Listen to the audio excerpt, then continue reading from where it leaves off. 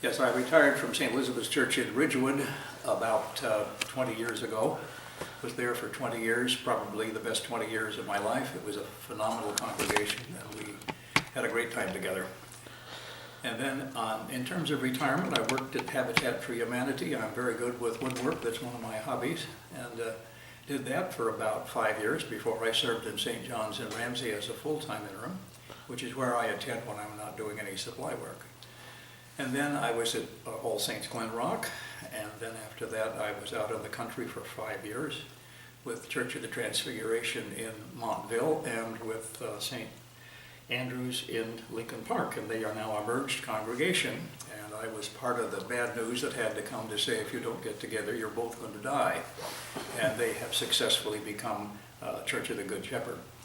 And then, of course, I have this opportunity here, which I think is probably going to be my last fling because I'm in my 80s, but I think young, and I am looking forward to working with St. Mary's. I have a connection with you through John Neiman, who was my assistant for 2 years before he took a church up in Maine and then came to you. And always loved John. He's very gracious and he's very liberal. We had some conservatives that he bothered a little, but he got along well with them, and we wished him well wherever he did go. I don't know where he is. But I see in this congregation a growing possibility. We want to make up the slack that has developed since Carol left. We want to get the momentum going again. I'm concerned about our young people, our church school. We have to be able to service as many people as possible in terms of what we have to offer for children and youth, and that the church cares about them and wants them taken care of in terms of their spiritual needs, and also making some difficult decisions as teenagers always do. But I don't want to neglect the older people, those who are stuck at home and need calls. That's important as well. But the mixture of congregation with clergy, to me, has always been a very favored thing, and I have rejoiced in it, love it, and this congregation has been inviting, gracious, and I look forward to making some progress here. Feeling about Carol, who was here for only 3 years and did a fabulous job of building up the congregation, and that I think we have to kind of work through that as we have done. And I want to go beyond it, but to praise her for what she's done and to try to bring things up again.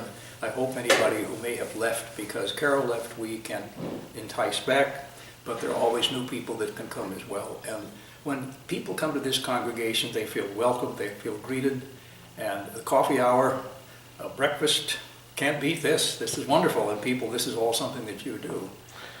And that will be the case probably in the year that I'm here, but I think the search committee should get organized, and it's tough because you did it 3 years ago, you got to do it all over again, and that's tough. But I will be available to people. I have a cell phone number, and if you have a problem, you can call me. We can set up an appointment when I come for on Sundays or on Thursdays. Those are the 2 days. There will be probably extra time that I'm quite willing to give during Lent on perhaps Wednesday evenings, or maybe we could tie it in with Thursday evenings, so we could do something in terms of adult education during Lent.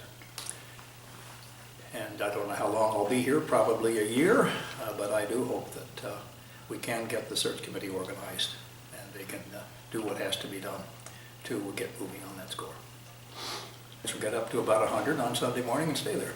Good. Yes, and people would feel blessed and would feel that they had been given much to think about. I do work pretty hard on my sermons, and I've had a good response. I had a gentleman say this morning that I haven't fallen asleep yet, so I think that was a compliment.